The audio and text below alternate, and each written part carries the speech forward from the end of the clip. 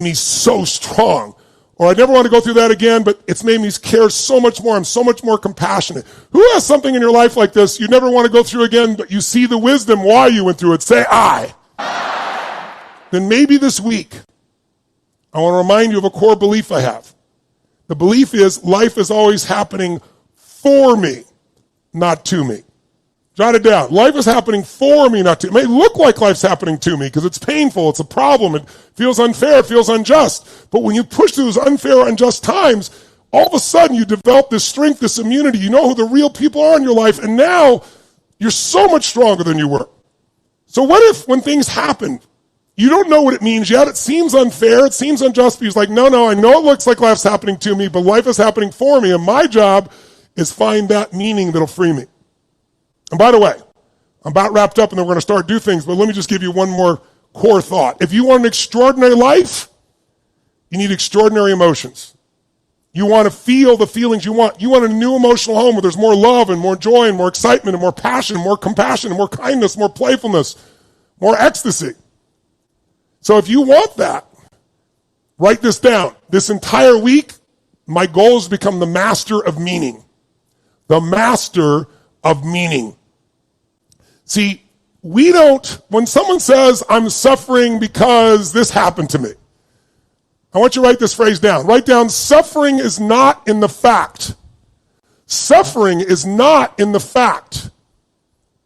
It's in our perception of the facts. It's in the meaning we give to the facts. I'm going to say it again. Suffering, pain, stress is not in what happened. It's not in the facts. It's in our perception of those facts or the meaning we give those facts. Suffering's not in the fact, it's in the perception of the fact. So if you said to me, Tony, I'm so depressed, I'm so overwhelmed, I'm so emotionally distraught because my mother died. Well, of course, if someone you love dies, there's going to be that initial feeling of loss. But if you stay in that feeling of loss, it's because not what happened, it's not your mother died, it's because you think your mother shouldn't have died. She shouldn't have gone at this time, as if you're God and you have control. So if you have a different perception, if you say, she went at the right time, I'd love to have her be here, but I can still breathe her in, I can live the things about her that are beautiful, I can bring them into the world. You don't have the same pain if you have a different meaning. This week, your job, above all else, is come up with ways to interpret your life that make it more meaningful, where problems can even be gifts. Because they are. If you're a leader, if you're in business, you know problems are gifts. Because out of your biggest problems, you come up with solutions that make you stronger, make your company better, make you better. Leaders solve problems. That's what they do. They create results by solving what gets in the way. We're going to be the leaders of our own life this week and do the same thing. So, last little piece. If we're going to master the meaning, let's see where the meaning comes from.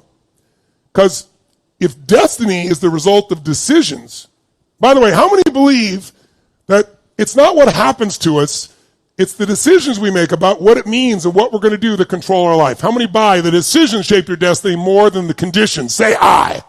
Say I. Well, if our decisions control more than our conditions, and I believe that's absolutely true, then we got to say, what is it that controls our decisions?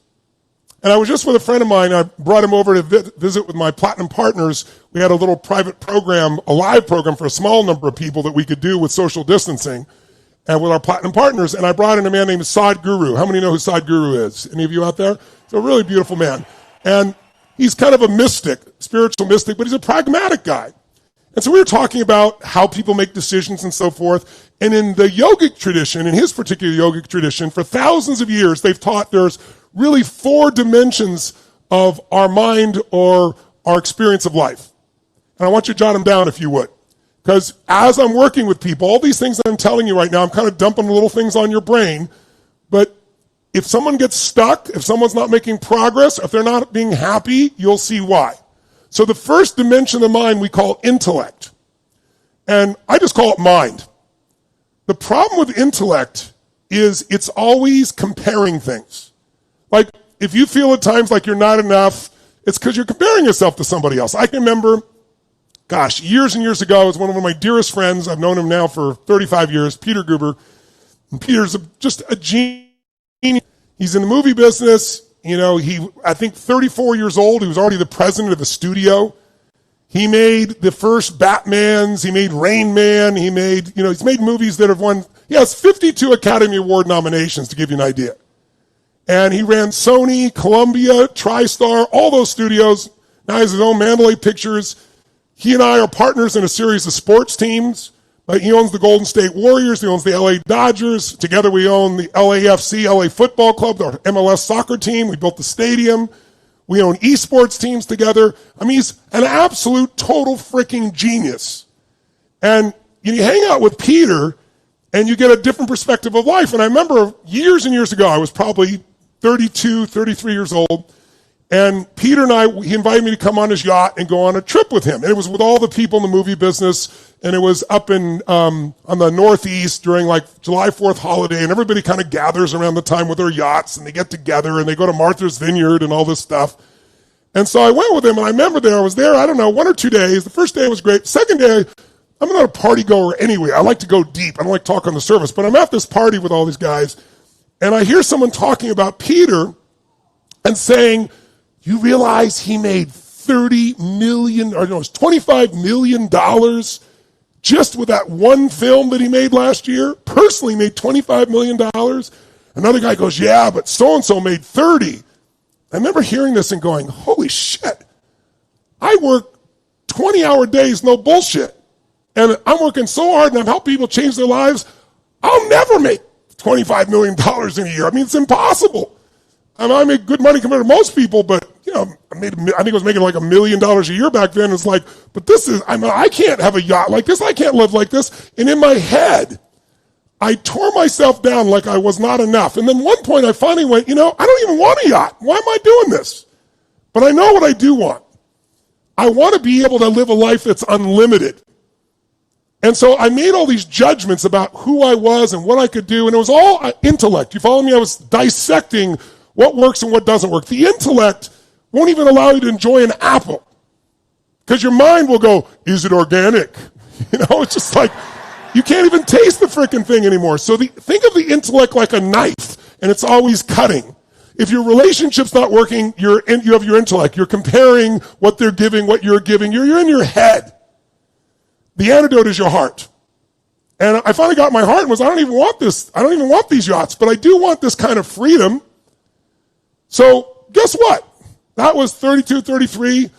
And then I was judging too soon. Peter's 18 years my senior. So he's about 57, 58 years old at the time. And I was making comparison to a 32-year-old to him. And sure enough, when I turned 50, I made $30 million in a year. Then I made $50 million. Then I made $100 million. They made $100 million in a day. True story.